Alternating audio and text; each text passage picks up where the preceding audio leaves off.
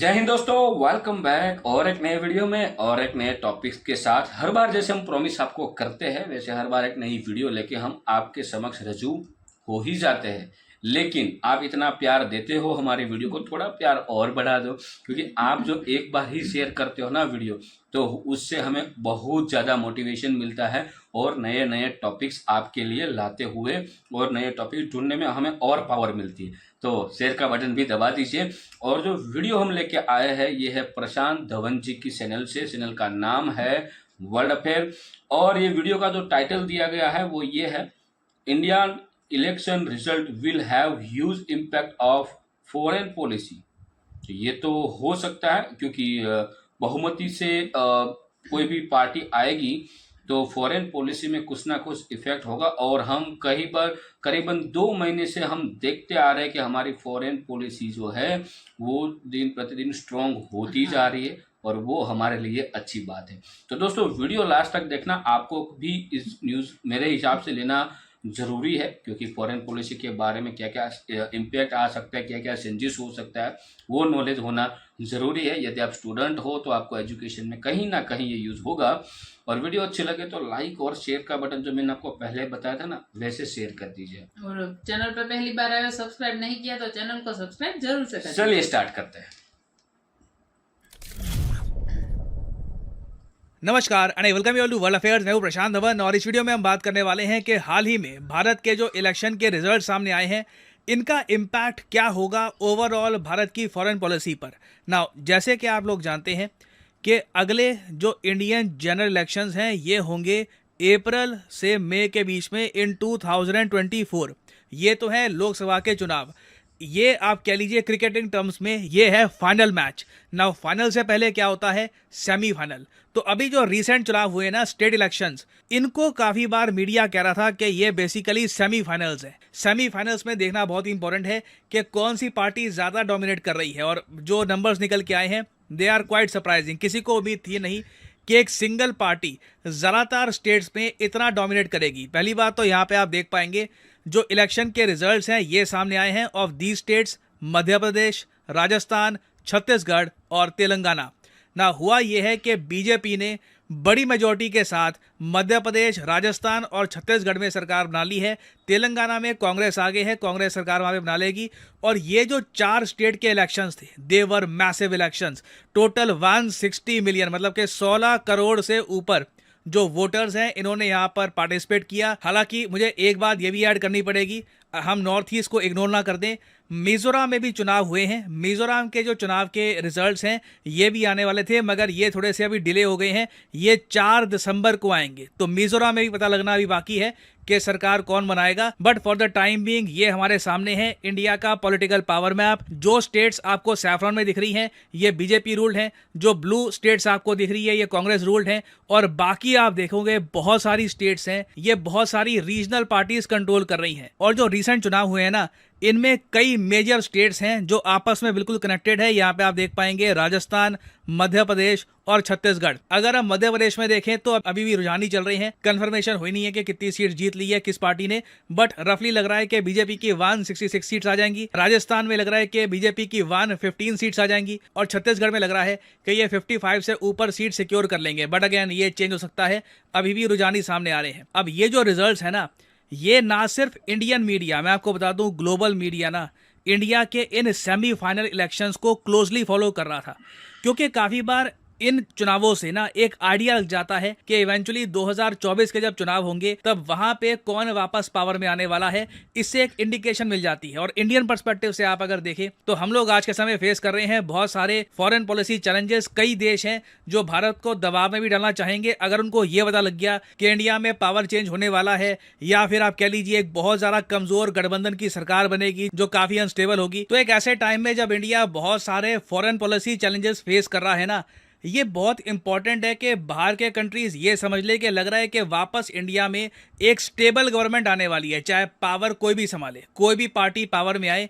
सबसे इंपॉर्टेंट बात ये होती है कि एक कंटिन्यूटी हो और स्टेबिलिटी हो। ऐसा ना हो कि कुछ साल के लिए सरकार बने, सरकार टूट जाए, उससे देखिए बहुत ज़्यादा अनप्रेडिक्टेबिलिटी सामने आ जाती है। अब इंडिया के सामने मेन जो फॉरेन पॉलिसी चैलेंजेस हैं कौन कौन से हैं। यूएसए देखिए ये दावा कर रहा है कि इन लोगों ने हमारा एक इंटेलिजेंस ऑफिसर पकड़ लिया है जो यूएसए की धरती पर पन्नू को, खालिस्तानी सेपरेटिस्ट पन्नू को मारने की कोशिश कर रहा था। ये जो इशू है वैसे मैं आपको बता दूं काफी सीरियस है। हालांकि इंडिया यूएस के रिलेशंस फंडामेंटल बेस पे ज्यादा इससे अफेक्ट हुए नहीं है, मगर कई रिपोर्ट्स आई हैं कि रॉ के बहुत सारे जो स्टेशंस थे नॉर्थ अमेरिका में ये काफी जगह बंद कर दिए गए हैं। ये पहली बार है सिंस 1968 जो हम ये सब देख रहे हैं। बट अगेन ये सब रिपोर्ट्स क्लेम कर रही हैं। सेम केस आप अगर देखो कनाडा में आपको मिलेगा। कनाडा के साथ रिलेशंस हमारे रिलेटिवली खराब हुए हैं पिछले कुछ महीनों में निजर किलिंग के बाद, और कनाडा भी आज के समय इंडिया पे काफी प्रेशर डाल रहा है इन्वेस्टिगेशन के इशू को लेकर। फिर देखिए इंडो पैसिफिक में स्टेबिलिटी मेंटेन करना ये बहुत ही ज्यादा इंपॉर्टेंट है। इस सब के बीच में इंडो पैसिफिक को हम भूल नहीं सकते। फिर चाइना और पाकिस्तान की हॉस्टिलिटी, इसे भी हम अवॉइड नहीं कर सकते। तो ऐसे क्रूशल टाइम में ना अगर मान लो कि रीसेंट जो इलेक्शन हुए हैं सेमीफाइनल्स, इनमें ऐसा रिजल्ट आता कि कुछ समझ नहीं आ रहा कि किस पॉलिटिकल पार्टी के पास लीड है, कहीं कोई आ गया है कहीं कोई आ गया है, उससे एक डर ये लग जाता है कि एक लेम डक सरकार ना बन जाए। ये एक पॉलिटिकल टर्म होती है, एक ऐसी सरकार जो जाने वाली है। जब डोनाल्ड ट्रंप का पता लग गया था कि इलेक्शन हारने वाले हैं तब इनको कहा जाता था he is a lame duck president. और जब एक कंट्री का लेम डक लीडर होता है ना तब बहुत सारी चीज़ें खराब हो जाती है। उस कंट्री में निवेश कम हो जाता है, उस कंट्री से बाहर के देश एंगेज करना एक्सटेंसिवली थोड़ा कम कर देते हैं, क्योंकि उनको भी पता है जिस सरकार से बात कर रहे हैं ये बाहर निकल जाएगी, एक चेंज आने वाला है, तो जब नई सरकार बनेगी उनसे ही हम बात करेंगे। ये सब फैक्टर्स मैटर करते हैं। तो जो रीसेंट रिजल्ट्स आए हैं ना उससे ये जो प्रोबेबिलिटी थी ये भी निगेट हो चुकी है।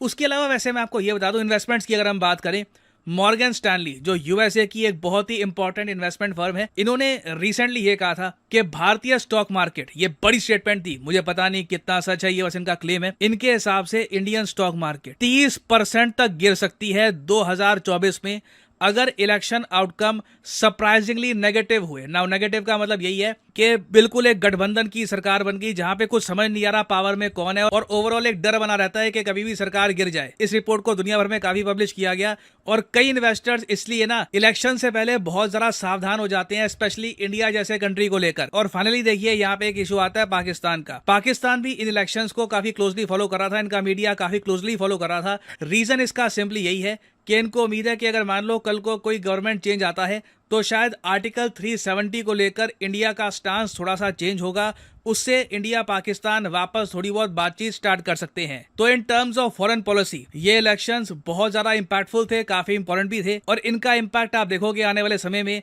भारत की विदेश नीति पर भी पड़ेगा। और सिंस हम इलेक्शंस की ही बात कर रहे हैं तो आपसे एक क्वेश्चन ही पूछूंगा। क्वेश्चन ये है कि chief election commissioner of India को कौन अपॉइंट करता है? ये है यहाँ पे आपकी options, prime minister, chief justice of India, president, या फिर the entire Lok Sabha. Comment section में करिए उत्तर, मैं जानना चाहूंगा कितने लोग सही। थैंक यू दोस्तों, वीडियो का यहाँ तक देखने के लिए। लास्ट में जो क्वेश्चन आपको पूछा गया है उसका आंसर यदि आपको मालूम हो तो कमेंट में लिख कर बता दीजिएगा। और वीडियो के माध्यम से बहुत कुछ जानकारी मिली। हालांकि ये जानकारी जो पॉलिटिकली न्यूज़ नॉलेज रखते होंगे और ख़ास करके वर्ल्ड अफेयर की रिलेटेड कोई नॉलेज रखते होंगे उसको यदि ये मालूम होगा, जहाँ और जिसको मालूम नहीं है उसको आज मालूम मेरे हिसाब से चल गया होगा। तो ये बात सही है दोस्तों, जब भी कोई भी कंट्रीज में जब वहाँ पे जब इलेक्शन का टाइम नज़दीक आता है तो उस समय खास करके जो इन्वेस्टर होते हैं वो पहले ये सारी हिस्ट्री देखते हैं कि वहाँ पे अब किसकी वेव चल रही है।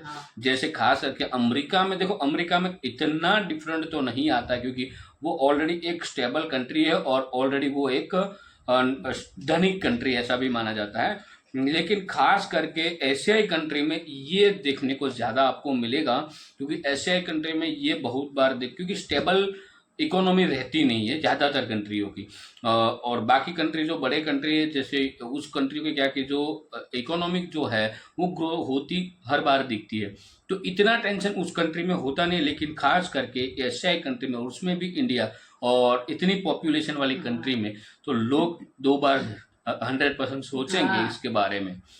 और ये सेमीफाइनल तो जीत चुकी है बीजेपी, क्योंकि तो अब जो है पावर जो सबको दिख रही है वो दिख रही है मोदी जी की, तो इन्वेस्टमेंट भी बढ़ेगी। और यदि 2024 में कुछ भी ऐसा मतलब सरप्राइजली हुआ तो भाई शेयर मार्केट की बेड़ा गर्क होगी, ये पक्का है। उसका रीज़न यही है कि जो दूसरी इन्वेस्ट का जो फाइनलाइज हो चुका है वो डीले भी कैंसिल हो सकती है उस समय, यदि इलेक्शन में कुछ इधर उधर हुआ तो ध्यान रखना दोस्तों कि बहुत मेहनत करने के बाद हम करीबन 4 ट्रिलियन इकोनॉमी को हम पार कर चुके हैं। और सबसे और भी एक न्यूज़ आपको बता दूं कि जो इंडियन शेयर मार्केट है वो भी 4 ट्रिलियन को पार कर चुका है। और ये करीबन वर्ल्ड के टॉप जो 7 टॉप 4 कंट्री जो होते हैं उनमें शामिल हो चुका है। तो ये भी एक अच्छी न्यूज़ थी हमारे लिए। दूसरा बात ये है कि इलेक्शन दोस्तों हम कई बार ऐसा होते हैं कि एक रिलेशनशिप देख के हम वोटिंग कर लेते हैं। तो मेरी राय यही रहेगी कि आप जिसको भी वोट देते हो तो उस बंदे के बारे में आपके पास नॉलेज होनी बहुत ज़रूरी है। तो वो नॉलेज देने के लिए आपको मिले उस हिसाब से वोट करना, इसमें रिलेशनशिप या फैमिली ये सब कुछ देखना मेरे हिसाब से सही नहीं रहता है। लेकिन ये ज़रूर देखना कि जिसको आप वोट करने जा रहे हो, आपके पास जो भी आप जिसको वोट कर रहे हो, करीबन 3 से 4 लीडर दिखेंगे अलग अलग पार्टी के, उनमें से कौन बेहतर है काम करने के हिसाब से उसको वोट दो। जहाँ तक मेरी राय है, मैं जानता हूँ जो हमने अब तक जो मीडिया की जो सर्वे है उनमें जो हमने देखा है वहाँ तो हमें सिर्फ और सिर्फ बीजेपी दिख रही है, बाकी पार्टियों का कहीं नाम निशान भी नहीं दिख रहा है 2024 के लिए। तो वो तो अब 3-4 महीने रह चुके, करीबन अप्रैल मई और जून, ये अप्रैल से जून के बीच में कभी भी इलेक्शन डेट आ जाएगी। तो ये खास करके आप ध्यान रखना, बाकी आपके ऊपर है। आप हम सब जो है ये वोट दाता है, ठीक है। तो क्या बोलते हैं मत, गुजराती में हम उसको बोलते हैं। तो यही है। तो इस वीडियो को यहाँ पे फिलहाल हम आपसे समाप्त करते हैं, आपसे विदाई लेते हैं। मिलते हैं और एक नए वीडियो में आपके साथ। टिल देन जय हिंद, जय हिंद, जय जय भारत।